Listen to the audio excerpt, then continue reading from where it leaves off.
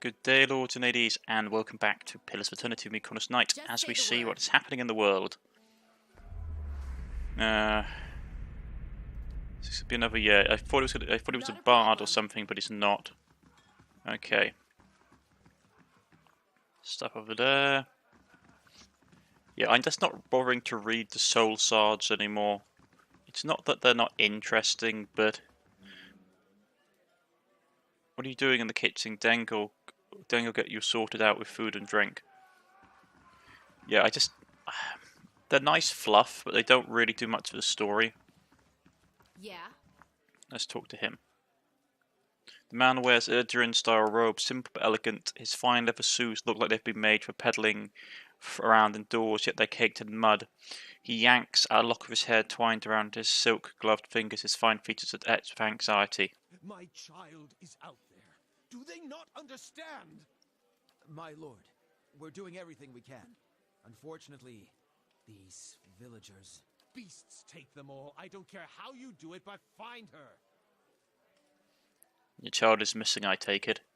Yes, Lady Alice, my daughter. He tugs at the fingertips of his gloves. I've asked around, but nobody in this mud hole has any concerns beyond their swine. We turn my men away like beggars and seem downright pleased to be of no use. But you're not one of my soldiers. And you look like you're used to getting your hands dirty, if you don't mind my saying so. Mercenary, his guard leans in. My lord, a mercenary. If you find her, he nibbles the thumb of his glove. Tell her I won't be upset with her. She can come back and all will be well. Just want to make sure that my child is safe. Nothing in the world is more important to me. I'd like to ask some questions about your daughter. Alice. Of course. Describe Lady Alice. She's a striking young woman, bears more resemblance to her mother than to me. She has auburn hair and delicate, well-bred features. She's maybe 28 or 29 now. Tell me about her disappearance. We stopped in the Deer Ford a few days ago. On our fourth evening here, I was making plans to continue our journey. Lady Alice was feeling unwell and went to bed. When I retired a couple of hours later, I found that she had vanished. None of my men had seen her go, and no one in the inn knew where she was. Since then, my people have been combing the village, but we've yet to find a clue, and the locals have been of no help. Why did you and Alice come to Deerford? We were merely a stop along the way to Irland's Rest. However, she took ill shortly before our arrival, so it seemed prudent to allow her a few days to recover. What's in Irland's Rest? He frowns. He frowns about to protest, but he gives you a sigh. Lady Alice has reached an age where she is prudent for her to marry. Given her this legacy business, I can't let her fertility slip by, nor do I want her womb to fester in the presence of so many hollowborn. It seems that would be more potential suitors in New Halma or New Yarma. You think I hadn't considered that? Arranging suitable match is difficult. The best prospect for my child lay in Earl's Rest. Where's the rest of your family? Surely they wouldn't want to miss your daughter's betrothal. Lady Harold is ill-suited to travel, I'm afraid, and unfortunately Alice has few other close relatives. My sister and her husband, Alice's aunt and uncle, of course, have been visiting Alice these past months. As for siblings, Alice has none. My wife only gave birth to the Hollowborn since Alice, that is. Let's go back to your daughter. Let's go back to the previous questions. I heard arguing with the innkeep. A petty, small-minded man. Just like the rest of them around here. I've been paying him an honest fee for board and bed, and yet he can't be bothered to stir himself to concern for my Alice. This is why I'm hoping you can help. I should never have trusted these people around my child. Tell me about yourself. I'm Lord Nestor Harrand of Defiance Bay. My family has been prominent there since Imperial times. Our primary estate is on the outskirts of Brackenbury, but we have holdings in New Haomar as well. Those went to my sister and her husband. Search Deerford for information about Alice. Not a problem. Okay. Just say the word. Hail, traveler. I have some questions about the Deerford. You run the rag around the room with his remark. Ask, have you seen an Orlon called Nethir? He jerks his head to the stairs. Twitch lady, that one. Tell me about the village. Walk from one bridge to the next and you see it. we're quiet, hard-working folk. We keep to ourselves and don't take to being pushed around. He glares at the well-dressed man standing off to the side. Used to be a castle here, built by some family of Adrian Thanes back when the Empire first came. Only one tower is still standing. I'm at parts of Turgle's Sop now. Sid, the bard by the fire, could spin you a yarn if you're inclined. Who lives in the Deerford? Not many people. Well, not many anymore. Hard to keep people around when everyone's here is birthing Hollowborn. But we've got a few who stick around and do business. Turgle's the leather carrier, Hardens the crafting potions, and the Windthrift trading general goods. Ramble's a pig farmer, or was, anyway. Something happened to Rumble's pigs, I take it. Damn ogre carried them off. Now he squeals more if his herd he squeals more than his herd ever did. He shrugs. It's rotten luck. And Winfred, been around here even longer than I have. Never nice enough fellow, but never could find his way to the end of a sentence. His stops across the square. What's Hadria's story? Lady's clever hand, potions and poultices, got herself into trouble with a nest of worms, or so I hear, her cart to the end of the street. Tell me about Tigreal. He's a curer, treats leather, makes armour and a few other goods with it. The problem is, the smell of tallow and deer shit tend to put people off their food, and he stops right next door. About to the Deerford. You don't see many travellers. Of course not. Why would they come here? We've got bandits on the road and an ogre in the forest, and that yelping fool Rambler, tell you. Worse yet, that we haven't had a healthy child born here in over a year. Most kith that come here just passing through. About that ogre. I don't hardly see him at this close to town. Ogres and kith don't mix well. Ugly bastards, but they're smart enough to know that much. You want to know more? Talk to Rumble at his farms west of here. Never mind. Tell me about Lord Harold's daughter. He frowned and shrugs. His lordship says she's up and went missing the other day. I don't know any more than that. Display your coin pouch. Perhaps you can make it your business. He scowls at you. Put them coppers away. My pay came from an honest day's work, enough for me. This would be enough for anyone. But with you just like that, Lord, rattling your purse like it fit to buy the leave of gods and kith. What did you mean that Lord Hadriel and buy and leave of the good gods and kith? He shakes his head.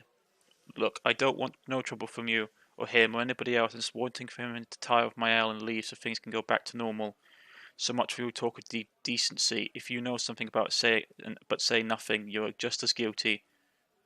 People know me for my integrity, Dangle. I swear I'll set the situation right.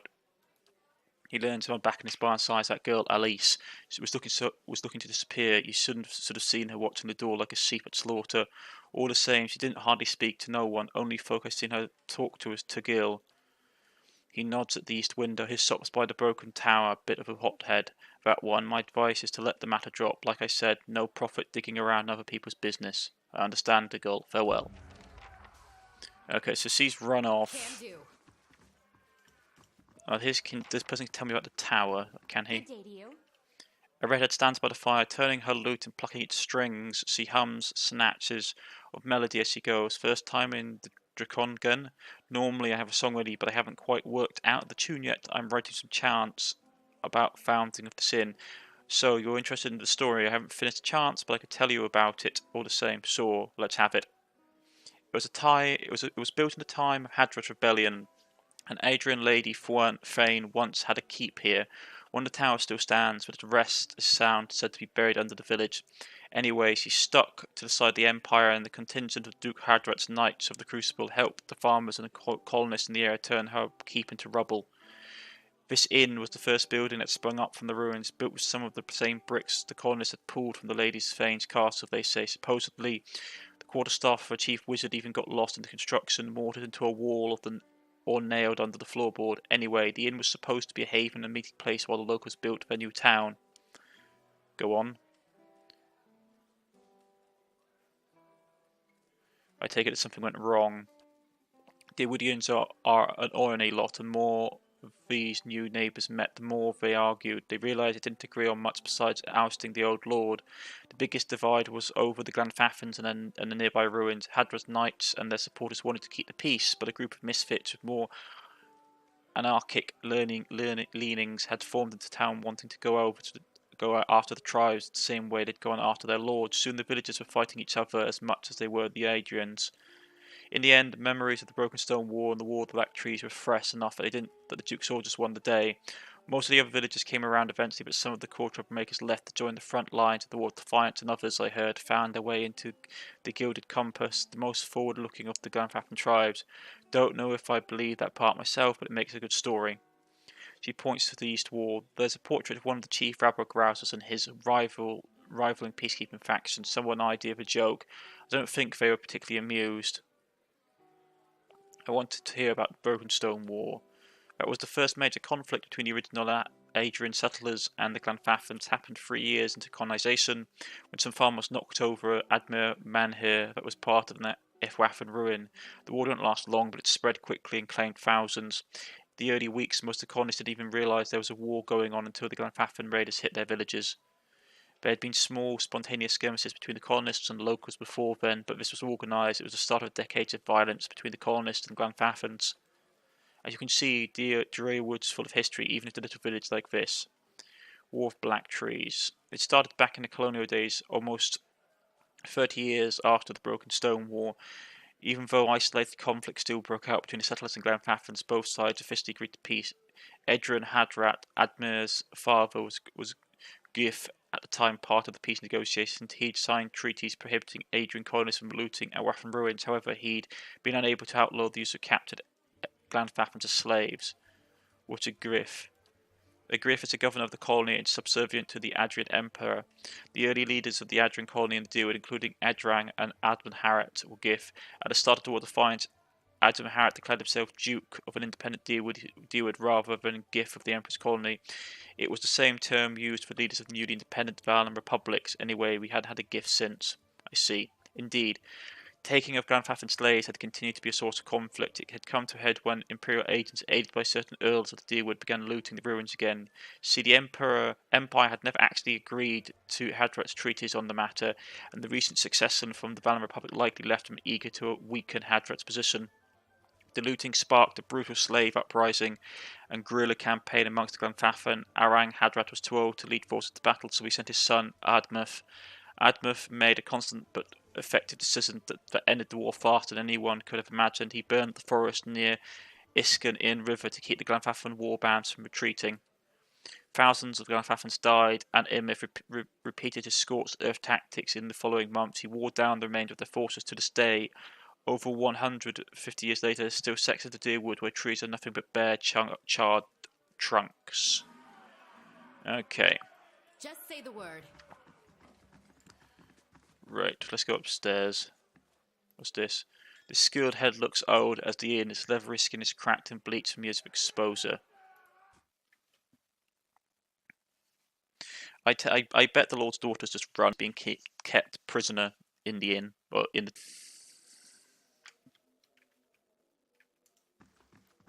This painting portrays an expansive foothill below the White Mountains March. This painting depicts a frosted ravine somewhere in the land of the living land. Who's coming up the stairs? Nafia, the Orlan hovers by the window, peering out of a few seconds. As you enter the room, she watches you carefully, a hand hovering over a stiletto. She cranes her head to peer behind you. Anyone follow you? Who sent you? Someone told me you're responsible for heinous killings in Defiance Bay. Let me guess. Was that someone named Madrif? She draws a stiletto. It's a lie, plain and simple. I got on the wrong side of his employers, and now he's after me. But if you're here to do your dirty work, I won't make it easy on you. Relax. Just want to hear your side of the story. You snap. What story? The Demonals came after me. I just happened to rob the wrong place. How was I supposed to know they had already claimed it? She runs a hand under her hood and through her hair. It was an honest mistake. I'm just trying to survive now, and if you spoke with Madrif, you know where he's waiting. Please, help me get out of here. Go east. Madrif's waiting for you west of the river. She slowly nods. Alright, I'm trusting you don't have much choice. See if you can send him the other way. It should buy me some time. She follows her hood figure towards the stairs, giving you a final uncertain glance as he passes through the door.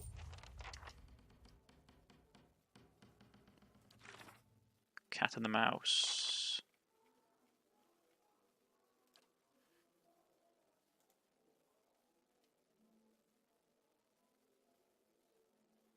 Met Nefir upstairs. He admits that she was on the run, but she didn't sound like a monster Murder described. I haven't sent it to Medriff or warned her away yet. Direct Meredith away from Nefir. I told Nefir where Meredith was waiting. She gave him the slip. As a final favour, she asked me to send him off in another direction to buy her some more time. Yeah. Yeah, well, it's not hard to figure out what was going on. Nothing will slip past me. Yeah, okay, we'll grab those. Yeah. I haven't been reading many of the books. I mean, there's so much lore in this game, to be honest. Like, it's one of the issues that this game has. It doesn't make for a great Let's Play series. Let me guess, this is going to be another, yeah, soul-searching thing. The glass of this window has been broken, warped, knotted planks have been nailed over it. Just say the word. It's one of the problems this game has. Like, it's a really good game, but for a Let's Play, it's not so great, because a lot of the lore is contained in books. I can do that. That's settled. A simple test. That's settled. Just say the Right, word. we've got all that. Let's go outside. I've got a pretty good idea what's going on with a lot of these quests now. The fact that the Tanner wouldn't let him into us into his back room, and all the other characters in the game will.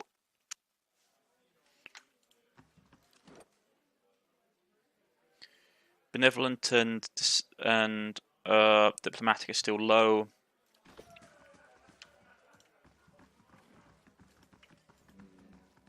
That's good.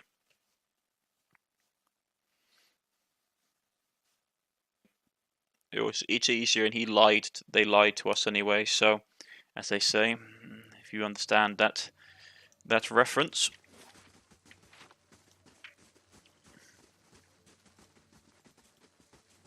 Must have seen something. I already told you we haven't stopped peeking out of our windows.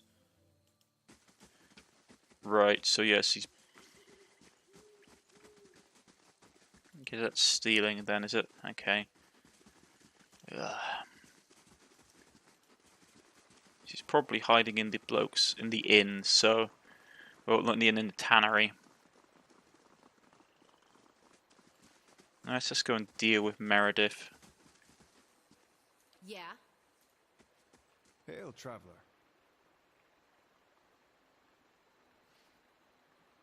He picks up a long blade of grass. Fawn the fear, yes. Yeah, and I let her go, you declare. Draw his blade, don't worry, I'll catch up to her right after take care of you. Let's see you try, lass.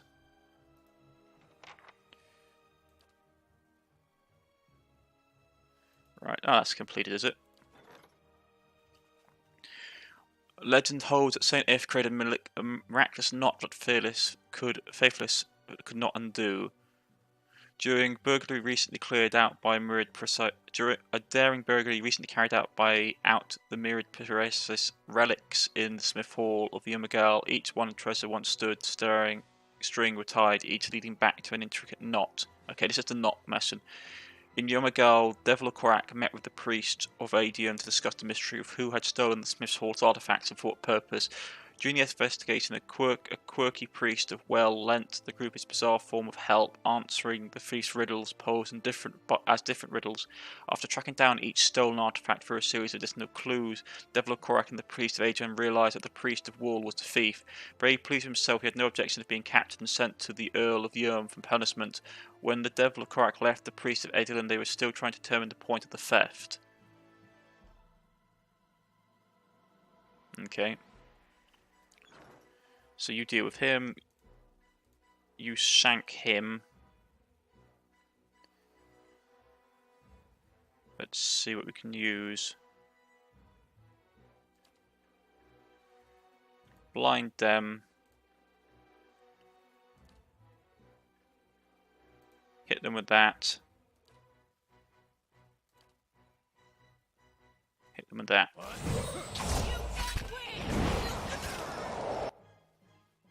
Okay, so they're down. Pop that. You can then do...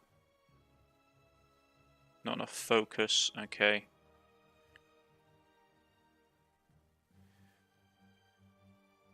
I take it, does her focus come back over time? I don't know what she does.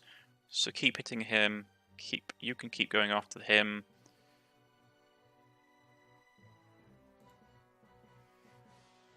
That person lit up, you can slash them. And since they're down on the ground, giving us such a lovely, easy target. Oh, that didn't take too long. Well, I am surprisingly high level, so it's not surprising. Right.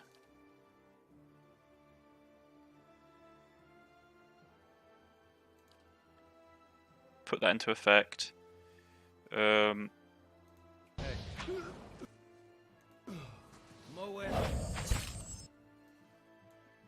Focus on killing that one.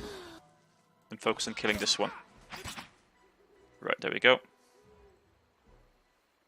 They're all dead. Just say the word. Dead as dodos. And they had some okay stuff, nothing particularly useful. Just say the word. Yeah.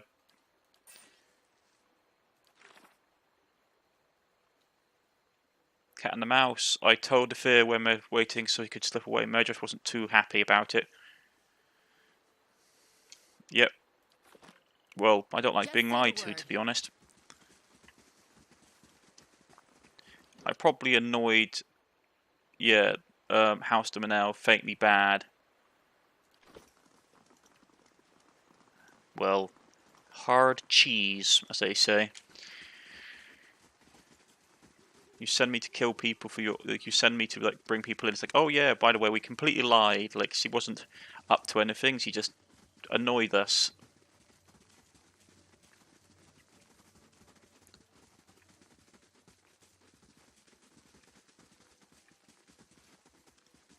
So way to get into this tower? Probably not. We're probably gonna have to fight our way through the front door, which is annoying. Tanner, I don't want to kill the lever Tanner.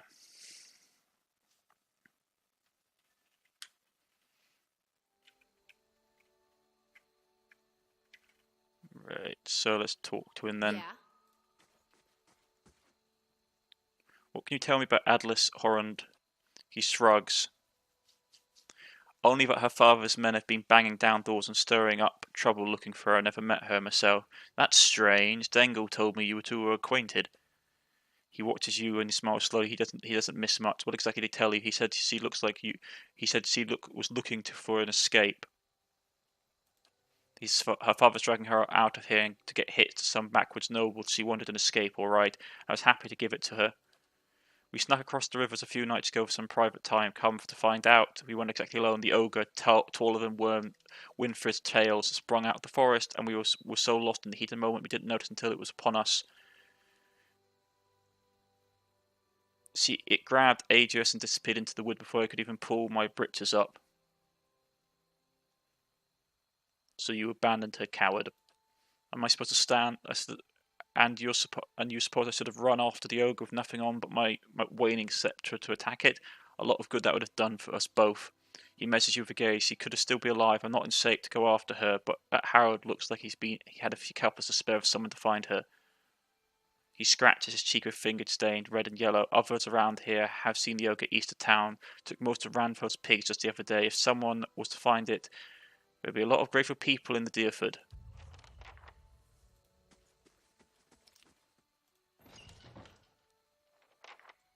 What are your earless eyes? Sabin, stop her. I don't trust him. Did I make a mistake? I might have made a mistake. We'll just see afterwards. If it's a mistake, I can always just reload. Just say the word.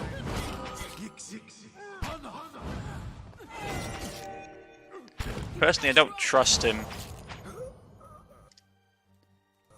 I bet the girl's in here. Is he? Let me guess. Everyone is now going to hate my guts.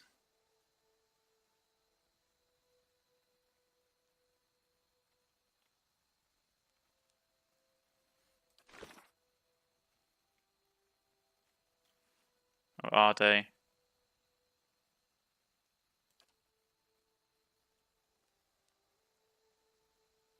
Right. Turgo claims that the ogre took Aegir somewhere near the Bells River. Right, that hasn't triggered anything, has it? Okay, so let's first... What's this? Final Journal of Jonas.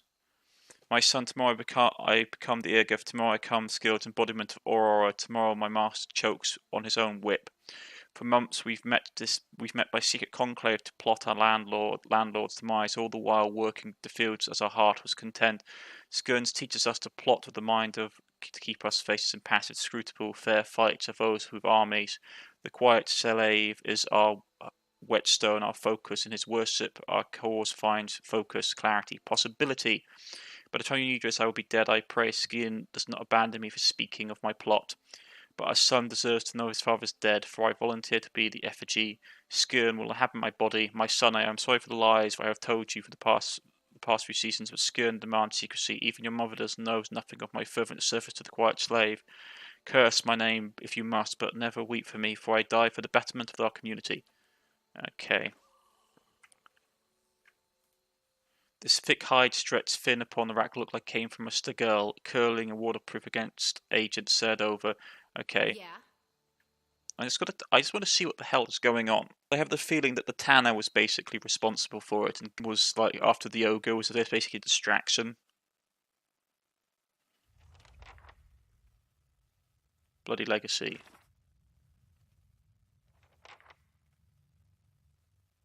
I found a rune of some kind underneath Deerford. It's not clear what it used to be, but symbols of Skirn have been painted on the walls and carved into the tunnels.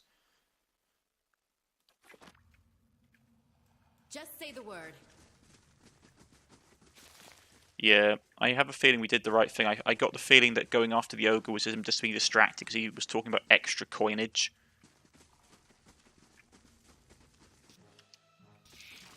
Come at us then, bug.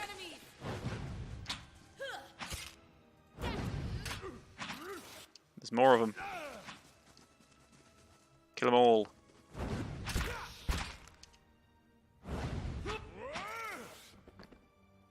Yeah, I think we're on the right track. I mean, we can probably still go and do that mission. Yeah. These stains and rumpled bedrolls appear to have been used recently. The crude symbols have been painted on this canvas, is striking something that looks like Just blood. say the word. Okay, so they're using the girl for a ritual then. Laying low. So they are cultists. How quaint. I can do that.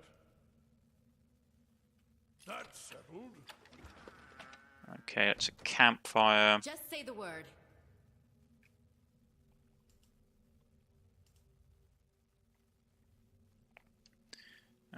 Okay, so these guys, it's more of these beetles. Not a problem, we can deal with them. You want a piece of us, Bugsies? Come on. First off. Hey. Right, so you block. You block.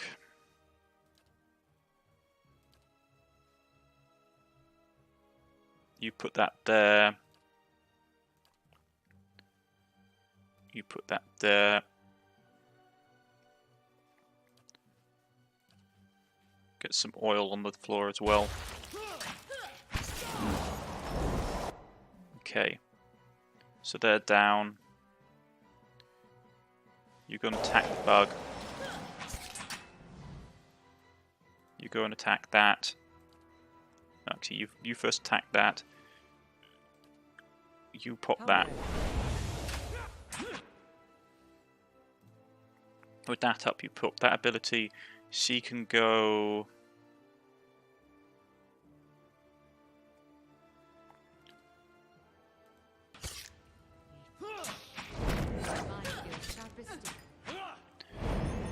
Right, so just.